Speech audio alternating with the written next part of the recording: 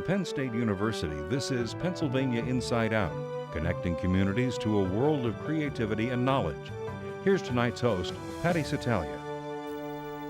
Tonight on Pennsylvania Inside Out, it's the crossroads between faith and science. We'll talk with the author of Unexpected Grace, which offers a rare look into the human side of the world of scientific research. The book is based on 4 case studies that explore the dynamics between researchers and subjects and the lessons both learned about faith, compassion, and altruism. Our guest is Bill Kramer, author of Unexpected Grace, Stories of Faith, Science, and Altruism, published by Templeton Foundation Press. Thanks so much for joining us. Thanks for having me, Patty. All I can say is, wow, that is really quite a book, and I recommend people read it, but don't start reading at 10 o'clock at night.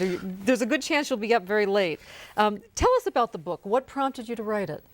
You know, I had just come back from India, where I've been going since 1983. I was with my wife and son, and there was an article in the local newspaper about an institute in Cleveland called the Institute for Research on Unlimited Love, and it was funding studies that were being conducted around the country that looked at these issues of faith and science and tried to apply scientific techniques to looking at this zone, these positive psychology issues, looking at humility, forgiveness, compassion, empathy, the virtues, the high moral ground. What interested me was that we all know that for the last century, most of scientific research has really looked at pathology, the pathology of human beings, everything from mild neurosis to outright psychoses.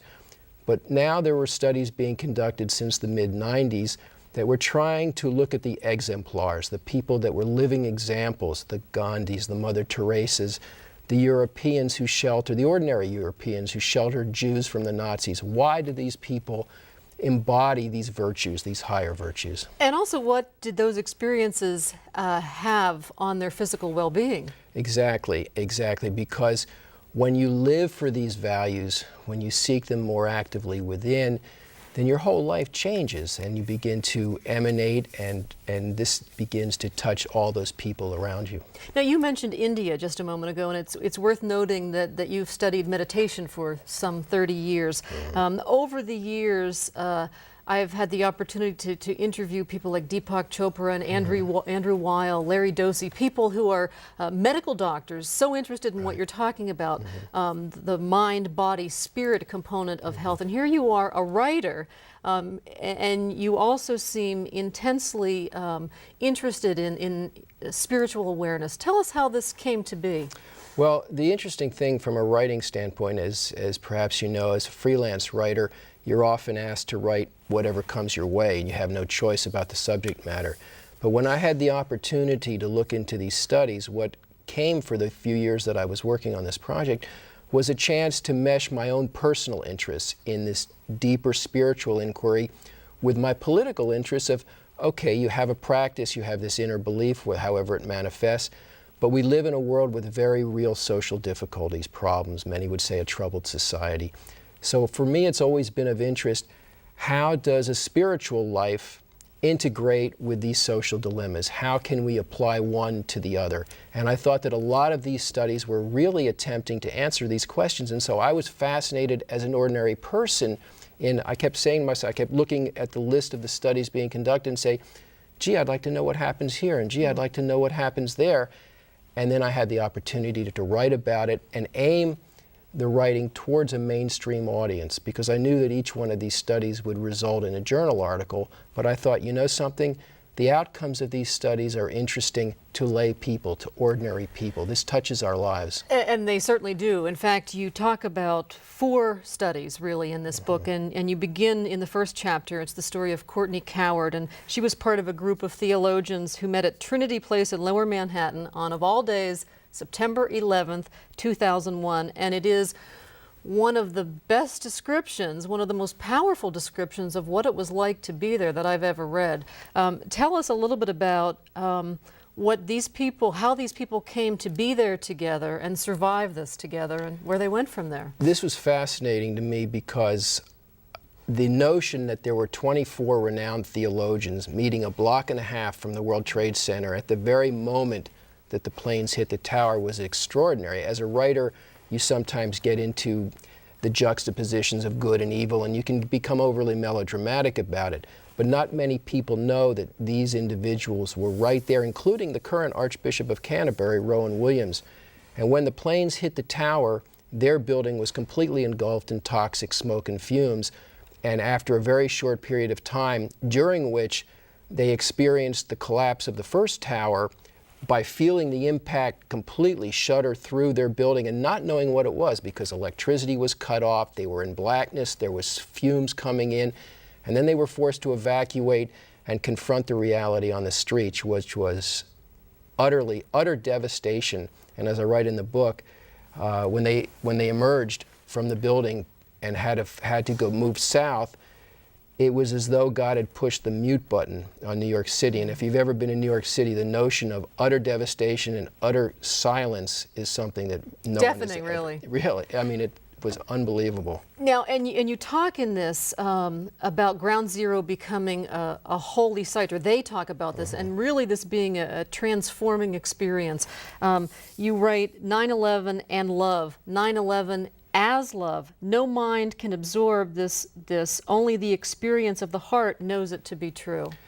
I think this is ultimately what the legacy of 9/11 will be when people look back 100 years. It's very interesting. Fred Rogers of Mr. Rogers' Neighborhood was asked by people after 9/11, they asked him, "What do you say to the children?"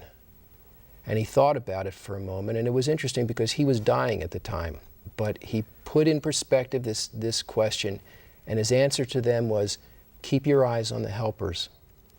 And I think that what happened in the aftermath of the survival of these theologians like Courtney Cowart and Fred Burnham was they felt themselves emptied, and they felt themselves open to a purposeful mission given to them from what they would call God. And how this translated was in the evolution and the creation of the service community at St. Paul's Chapel that administered to the relief workers and all the people who were involved in clearing what was first the pile and then became the pit. And this was a 9-month process in which people just flowed through that chapel, and one after another talked about the atmosphere in St. Paul's having a quality of sacredness, of holiness, that was unlike anything that any of them had ever experienced before. And it didn't matter what religion was, they were. And this is what to me makes it so holy and extraordinary, is that this was a completely non-denominational experience. There were Christians, Jews, Buddhists, Muslims, Hindus, atheists, all who felt the presence of God as love, as selfless service manifesting at love. It was completely non-doctrinaire. There was no dogma attached to it. It was just continuous, selfless service that everyone experienced there as love. The interesting thing is that when the cleanup had taken place in really a miraculous number of months, it was difficult for these people to part ways, to leave each other. They found comfort in being with one another. It's, you know, I make the case in the book that on an external level, this was kind of like an enlightenment experience that happens in a deep meditation state, the inner and the outer reflecting each other. In an enlightenment experience, a disciple is brought into this state of unity with God, this sense of this palpable love. But then one exits that state and spends the rest of their life living for that experience, trying to return to it until there is a full immersion. These people were desperate in many instances about having to leave a place they kept coming back to because of the power of that love, the power that they felt of it, that sense of God's presence. But they came to realize that what they were meant to do was to carry that experience into the outer world, wherever they went, whoever they touched, whatever work they did, whatever social circles they became involved in. Courtney Cowart said it, we weren't meant to cozy up together. And using the Christian metaphor, you see also that Christ's apostles, they didn't just stay together and form a church right there in the Holy Land. They spread to various countries and continents and lived and died for that experience. You know, this reminds me of one of my favorite phrases, and I think it may be Larry Doty's, every curse has its blessing. Compressed charcoal and you have a diamond. Right, right. I think this is, you know, we get what 9/11 as a vehicle for anger or vengeance or aggression and this impulse to want to act that way. But when we look at the helpers, when we look at the love that came out of that community and that touched so many people, I think that this is the greater legacy. And even today, I would make the case that Ground Zero is one of the holiest places in America. And one of the things I did was I did a walking meditation around Ground Zero and tried to be with an invocation of prayer and give my heart to, on the spiritual level, to what would come back to me. And I think if Ground Zero is approached in this way, you experience the sacrifice, you experience the selfless service that came afterwards, and all of these qualities of love are there in abundance if you look for them. If you're just tuning in, this is Pennsylvania Inside Out on WPSU. Ever wonder what goes on behind the scenes of investigative studies? And how do those studies impact all of our lives? We'll continue our conversation about the intersection of faith and science with our guest Bill Kramer, author of Unexpected Grace, Stories of Faith, Science, and Altruism. The book is published by Templeton Foundation Press. I want to move now to the second case study, the second story in your book, and this is about a University of California at Santa Cruz psychology department study. It's known as the Friendship Study, and it's been conducted by Steve Wrighton and Arthur Aaron. Tell us a little bit about this fascinating study.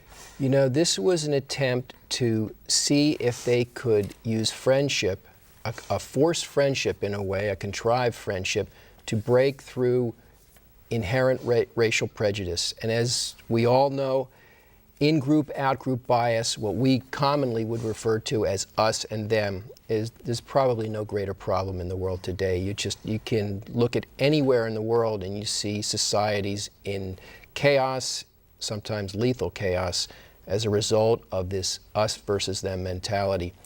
And what these researchers wanted to do was to create a tool through which that we could perhaps begin or add to the toolbox for approaching this kind of problem. And so what they did was they took two freshman psychology students, one white, one black, both women, and they put them through 4 contrived interventions, 1 week apart.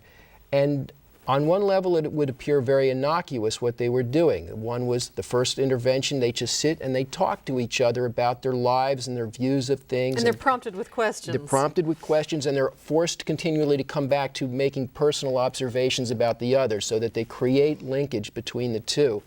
The second is an intervention of games playing. And the third then gets into the nitty-gritty. The third one, which was always the hardest, they're forced to talk about their own racial sensitivities and their own perceptions of race and class, but they have to bring this to the fore. The fourth study is another form of game playing, a trust-building exercise. And what this ultimately does is it leads to creating a bond between them, a bond of friendship. And then they're given surveys at the end of each intervention to see how they're feeling about each other. The third session is crucial because one of the things they understood was, if I develop a friendship with a black person, most of our relating will be on a purely human basis, but it won't necessarily make me feel differently about the black race as a whole. And what it risks is the danger of me thinking, well, this person is nice, but he or she is an exception to their race, etc. And that's one of the most horrifying pitfalls somebody can fall into. So this is why in that third session they're forced to talk about their racial identities, because if a black person who I like and who is becoming my friend tells me that he or she identifies strongly with their race, then I have to incorporate that into my perception of them as a whole, and that allows me then to incorporate to some degree their racial identity into my worldview. And they were able to test this at the end through a special survey that they had, which allowed them to assess racial attitudes versus a control group of 2 white students who were coming together. And what they found was extraordinary, even for a small study, that they found a 50% difference in the racial attitudes. In other words, it was through a budget cutting survey in which the people were asked to cut budgets of groups that were, some were true, some were fictional, but that belonged to the other's racial identity. And they found a marked difference for a survey of this level, that there was a 50% reduction in inherent bias between the two students representing one white, one black, who went through this process. Now, the lead researcher on all of this thinks that these fast friendship interventions really have potential to reduce racism, and he uses an analogy that I love, a coat of paint analogy. He Right. says one good friendship can be an enormously powerful coat of paint. Of course, you can't in one coat, you know, change the whole surface here. This is one of the things that I really admired about these researchers, and all of them. I mean, these are not Pollyanna type people. You know, they understand the difficulties that they're up against, the entrenched biases, but they're looking to make a start, to create a foothold. And you can use these interventions anywhere there's us versus them sentiment. They've used this in the Bay Area between cops and, you know, minority groups in neighborhoods. You could use this in a corporate setting. You could use this in high schools. There's no limit to the possibilities of starting that dialogue and trying to break through experientially. Because as a researcher in a different study said, telling you that you shouldn't have bias is not going to do it. It's giving someone the experience that imprints it in the heart, that personal contact and the larger understanding that's involved. The experience becomes part of who we are. Exactly, exactly. And this is this expansion of the self that Arthur Aaron talks about. When I expand my understanding or my worldview to include you and all your formative issues, your heritage, your lineage, your race, all these issues, then when I see that happening elsewhere, I've incorporated your perspectives into my worldview, and that's a start. That's a step in the right direction. Now, the next study, and this may be my favorite, this is part 3 in your book, Guided by the Holy Spirit, and it starts with the work of psychologist Julie Exline, and she is interested in the impact of grace on human behavior. She talks about this unearned and unexpected kindness versus earned and expected kindness. Fill in the blanks for us here. Yeah, what she's very interested in doing is going into creating studies that help people understand the psychology of becoming more deeply spiritual or more deeply religious. So she's interested in qualities like humility and forgiveness and grace and how they impact. And what she was thinking of in terms of an act of unexpected kindness, she was thinking if someone recalls an act when somebody did something for them that was out of the blue, because sometimes we expect kindness from a relative or a friend, but if someone— Because it's reciprocal. Exactly, or, you know, this is what you've come to know. This, yeah, sure, this is my father, they're going to do something nice for me. But she wanted to know if people thought about a time when somebody did something for them out of the blue, or perhaps someone who they had injured came back and did something nice, or a stranger, would it likely lead them to want to pass that grace on and do something nice for someone else? Pay it forward is very significantly appropriate here. Now, she also talks about moments of unexpected grace in our life, and you have in the book, I think, a really fabulous story about an encounter in India. Yes, this is a little different from the others. A little different, but it was unexpected, and it was definitely grace. I was in India at one time, staying in a little temple in an orchard, and I was walking back to it barefoot after lunch, and as I opened the screen door, I heard this scraping sound and a flop, and I looked down at my side, and about 18 inches from where I was standing, there was a snake coiled up that had obviously been sunning itself on the roof, and it was startled, and I was startled, and in my movement to try to get away from it, the snake was also trying to get away, and we were at cross purposes. So as I was moving away, it launched its head to strike at my foot, and it was a poisonous snake, by the way. It was a poison. It was what they refer to commonly there as a tree viper, and it was deadly poisonous. And so it went to my foot, and then simply didn't strike. And it's not that it didn't reach me, or that I was out of range, or it just, and I've heard many accounts of snakes rising up, whether they be cobras or rattlesnakes, and then receding or moving away, but I've never heard yet of anyone actually launching its head to strike and then not biting.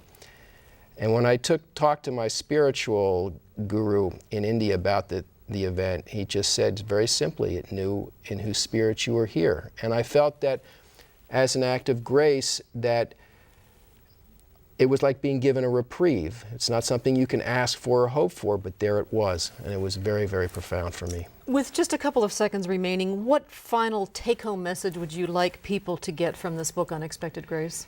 You know, I think that if they look at this book, they can see the work that's being done at this crossroads of faith and science. And I think it should be hopeful for them that there are people actually trying to look into these areas of virtue, into the moral high ground. There's lots of research being done on pathology, and that should remain. But it's important to look at these areas of human existence that can tell us how we become more deeply evolved. And on that note, we're out of time. Thanks so much for talking with us. Thanks very much, Patty, for having me. My guest has been Bill Kramer. His book is a must-read. It's called Unexpected Grace. For all of us here at Penn State Public Broadcasting, thanks for watching. Have a good night.